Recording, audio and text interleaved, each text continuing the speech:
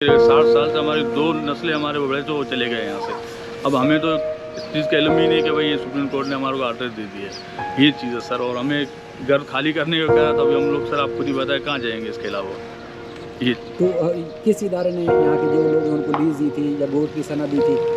ये सिंध गवर्नमेंट ने हमारे को लीज दी थी कि 6 आबादी में हमारे पास सारे प्रूफ पड़े हुए हैं। 1987 के बाद कराची में कराची की जो जहाँ कराची का रकबा है, कराची में कोई गोट आबाद हो ही नहीं सकता। ये एक जो कहते हैं ना कि तयशुदा असूल है, तयशुदा रूल्स हैं, चाहे वज़ीर आला हो, वज़ीर आज़म हो या कोई भी हो, इस नक्शे में कोई और चीज़ शामिल नहीं हो सकती। यानी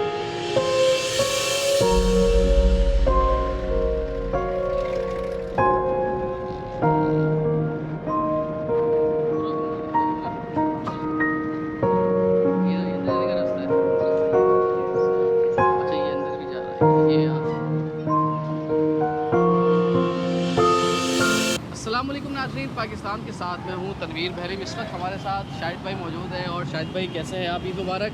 बहुत बहुत शुक्रिया, आपको भी ईद मुबारक। तो फिर अदालतें खुल गई हैं? अदालतें खुल गई हैं, मामलात कुछ संगीन भी हैं, ख़तरनाक भी हैं। पहले भी हम अक्सर आपको बताते रहते हैं, लोगों को, अपने व्यूअर्स हैं उनको बताते रहते हैं। वीडियो बनाने का मकसद बुनियादी तौर पर यही होता है कि हम लोगों को आगाह रखें। किसी भी कम्युनिटी, किसी भी बिल्डर या किसी भी शख्सियत या किसी इलाके में ख़ास कम्युनिटी के ख़िलाफ़ नहीं होती। मैं एक बार फिर आपको सबको वाज़ेह कर देता हूँ, ये खबर बड़ी अहम है तनवीर भाई, जो आप मतलब हम दोबारा कवर करने के लिए आए। ये किस्सा क्या था? ये गोट की ज़मीन थी, क्या था, क्या क्या थी यहाँ पर? क्योंकि ये दावा कर रहे हैं कि ये गोट था, क्या कहानी क्या है? देखें, जो अदालत में जो कुछ हुआ है, अदालत में ये बात सामने आई है कि फेडरल बी एरिया जो कि डिस्ट्रिक्ट सेंट्रल का इलाका है और इंतहाई अहम तरीन इलाका है, एक बड़ा VIP इलाका समझा जाता था। यहाँ पर ईसा नामी गोट, ईसा गोट के नाम से जो सनद जारी कर दी गई। यहाँ पर जो लोग मुकीम हुए, अच्छा, यहाँ 2010 की बात है कि 2010 में इनको सनद दी गई कि ये एक इस इलाके के अंदर गोट बनाया गया है। ये वो दौर है जिसमें पीपल्स पार्टी ने शहर कराची के मुख्तलिफ इलाकों में जो कहते हैं कब्जा हुआ, उनको गोट की लीज दे दी। बिल्कुल, वो कहते हैं कि इस कराची में जितनी भी बहती गंगा में बहुत सारे लोगों ने हाथ धोए। आपको पता है कि 36,000 जो पार्क्स हैं उनके ऊपर चाइना कटिंग हो गई है। 36,000 में हम अपनी तरफ से नहीं बोल रहे, ये अदालतों में बात वाज़ेह हो चुकी है। तो उन 36,000 प्लाट्स में ये प्लाट भी शामिल है, जो प्ले ग्राउंड और पार्क की जगह शामिल है। कहीं दूसरी जमातों ने किया, कहीं पीपल्स पार्टी ने किया। अब ये जो लोग हैं ये क्लेम कर रहे हैं कि इनको पीपल्स पार्टी की गवर्नमेंट ने दिया था, 2010 में गोट की सनद जारी की।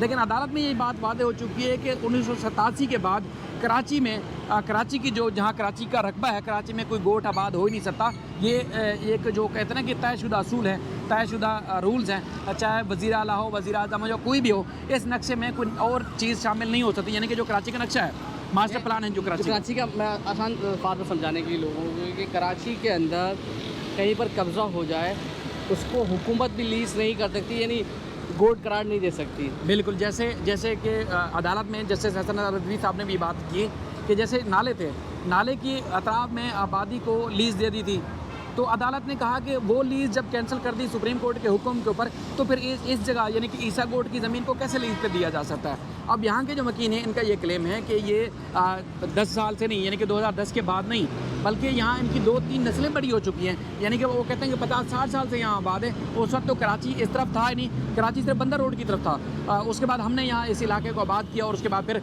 ये इलाके, ये सारी आबादियाँ बाद में बनी हैं। जो क्लेम कर रहे हैं कि ये काबजीन है, वो कहते हैं ये अतराफ़ की आबादियाँ बाद में बनी। हम उससे पहले के पुराने, ये यहाँ के जो मकीन हैं, ईसा गोट के जो रिहायशी हैं, मैंने पहले भी यहाँ जाके लोगों से बात की और उसके बाद फिर दोबारा भी जाके मैंने इंटरव्यूज़ लिए और ख़ासतौर पर अदालत में भी इन लोगों ने आके दरख्वास्तें दायर की थी। तो अदालत ने जो मकीन है, यानी कि सिंध हाई कोर्ट का 2 रुकनी बेंच जो है, उसने इन की नज़रसानी की दरख्वास्त जो है मुस्तरद कर दी है। ये जो भाई हमसे पहले बात कर रहे थे, ये भी और कुछ वहाँ के मकीन, जब हम दोबारा वहाँ पहुँचे वीडियो रिकॉर्ड करने के लिए, आपने देखा कि काफ़ी लोग जमा हुए थे, तो उन्होंने इस शर्त पे हमें बताया कि वो वीडियो में सामने नहीं आना चाहते।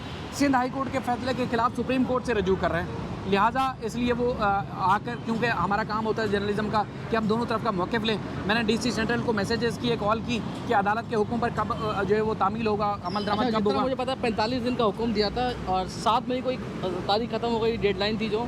हाँ, वो जो सिंध हाई कोर्ट की टाइम फ्रेम दिया गया था सिंध हाई कोर्ट ने DC सेंट्रल को, वो DC सेंट्रल ने आके इनको टाइम दिया था वो 7 मई तक था, वो आज यानी कि 7 मई जब हम ये वीडियो रिकॉर्ड कर रहे हैं ख़त्म हो चुका है। डीसी सेंट्रल का मौक़िफ़ लेने के लिए मैंने फ़ोन किया, नहीं उठाया, मैसेज किया, उसका जवाब नहीं आया। लेकिन यहाँ के मकीन ये कहते हैं कि हमने सुप्रीम कोर्ट से रिव्यू करना है सिंध हाई कोर्ट के फैसले के ख़िलाफ़, लेकिन सिंध हाई कोर्ट कहती है कि चूँकि 1987 के बाद कोई गोट आबाद हो ही नहीं सकते कराची की आबादी में, तो लिहाजा इस गोट यानी कि ईसा गोट के अलावा जितने भी गोट हैं नए जो आबाद किए गए हैं, जिनको सनदें जारी की गई हैं, चाहे डिस्ट्रिक्ट सेंट्रल के हों, शर्की के, गरबी के, साउथ में, कुरंगी में, मलीर में, वो सारे के सारे गैर कानूनी है। ये अदालत करार दे चुकी है। 1987 के बाद जो भी बनेंगे वो तमाम गैर कानूनी, जो गोट जिनको लीजें दी गई हैं, सनदें दी गई हैं, ये गैर कानूनी है। महकमा बोर्ड ऑफ रेवेन्यू की ज़मीन है, लेकिन वो किसी को गोट के आबाद के नाम पर या कच्ची आबादी, महकमा कच्ची आबादी जो लीज नहीं दे सकता। लेकिन यहाँ के मकीन हैं, वो कहते हैं कि हम वो कर चुके हैं। ये तो आपने बता दिया अदालती कार्रवाई।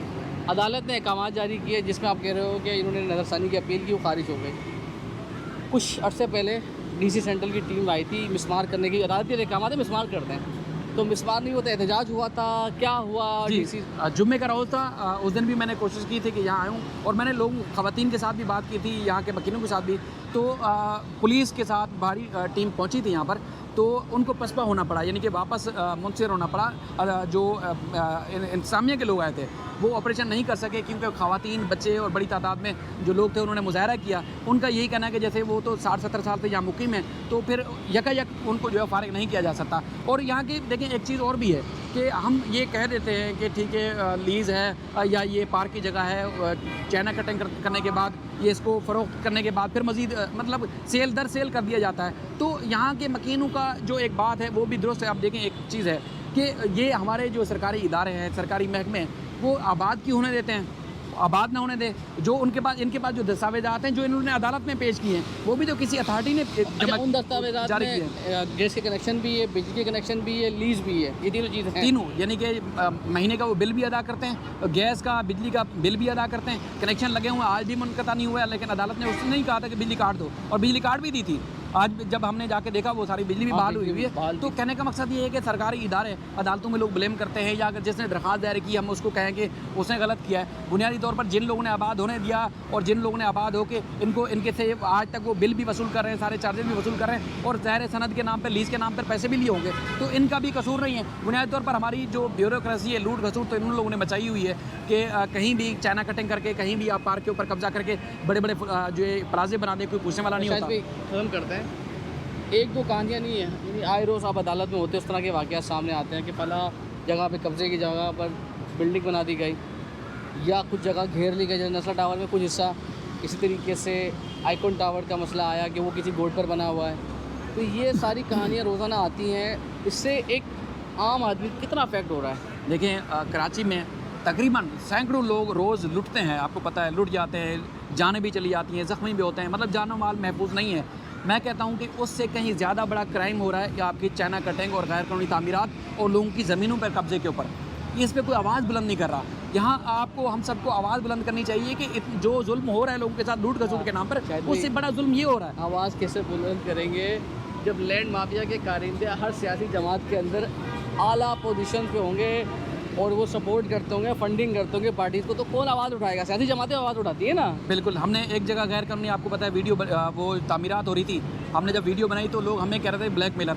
भाई मैं कहता हूँ कि किसी दिन अगर कोई भी एक बंदा, हालांकि लोग रब्ता करते हैं, मैं बता रहा हूँ आपको दावे के साथ आज वीडियो में, लोग रब्ता करते हैं, लाखों करोड़ों रुपए की ऑफर होती है, लेकिन अल्लाह को जान देनी है, एक दिन कब्र में चले जाना है, ये सब कुछ यहाँ रह जाना है। जो जेन्युइन चीज़ होती है, मैं ये नहीं कह रहा कि वही फ़लाँ काबिज़ी ने फ़लाँ, लेकिन मैं कहता हूँ कि असल जो हमारी जो आप इज्जत भी होनी चाहिए, तनकीद इदारों के ऊपर होनी चाहिए। बिल्कुल तनकीद होनी चाहिए। और दूसरा ये देखिए, शाहिद भाई अदालती अहकाम के हवाले से रिपोर्ट कर रहे होते हैं, और यहाँ हमें कोई भी खबर आती है हम साफ ही होते हैं, हम अदालत में चैलेंज कर सकते हैं। हमने कल अदालत जाना है, हमने किसी को ब्लैकमेल या किसी को करना है तो कल हमें अदालत फिर जाना है। हमने जो जज को कोर्ट कर रहे हैं, जिस अदालत के फैसले को कोर्ट कर रहे होते हैं, इसी फैसले को लेके दोबारा कल सुबह मैं उसी अदालत में खड़ा हूँगा। तो अगर मैं किसी के साथ गलत बयानी या किसी के साथ करके जाऊँगा तो फिर मैं अदालत किस मुँह जाऊँगा? मुझे तो रोज़ जाना है। हाँ, अगर किसी को खबर पे एतराज़ है तो मुझे अदालत ले जाए, मैं अपनी खबर सही साबित कर सकूँगा और करूँगा इंशाल्लाह। अगर किसी ने कभी अपनी खबर को ना यानी बहुत सारी जगहों से कंफर्म करता है, वेरीफाई करता है, उसके बाद आपसे शेयर की जाती है। ये तो अदालती अहकाम की कार्रवाई है। अगर मैं कोई खबर शेयर करता हूँ तो उसके पीछे बड़ी ठोस तरीके से तहकीकात होती है। ऐसा नहीं होता कि बस कहीं से सुनी और सुनाई इतने बातों पर हमने बातें कर दी। हम प्रॉपर साफ़ी हैं, और शायद भाई कोई एक बड़े चैनल में काम कर चुके हैं, मैं कोई 4 से 5 चैनल पर काम कर चुका हूँ, मुख्तलिफ चैनल्स में हमारी ट्रेनिंग हो चुकी है। और अब अगर आप सोशल मीडिया पे काम कर रहे हैं तो इसका मतलब ये नहीं है कि हर खबर पे हम कोई इस तरह का काम करते हैं कि जिससे आपको नुकसान पहुँचे। हमारा काम होता है कि आपको हक़ाइक़ बताना, अब वो चाहे वो आपके हक़ में जाए या आपको मुखालिफ जाए। बिल्कुल ऐसा है। चले भाई, इंशाल्लाह फिर आपसे इजाज़त दीजिए। जैसे अदालत में केस जाता है वो कभी कोई हारता है कोई जीतता है, वो हम वही रिपोर्ट करते हैं जो अदालत में आता है और अदालत में जो कुछ होता है। चले भाई, तो इजाज़त दीजिए। अल्लाह हाफ़िज़। सब्सक्राइब कीजिएगा, वीडियो को लाइक कीजिएगा, मैक्सिमम शेयर कीजिएगा। अल्लाह हाफ़िज़। इतनी देर की हो गई।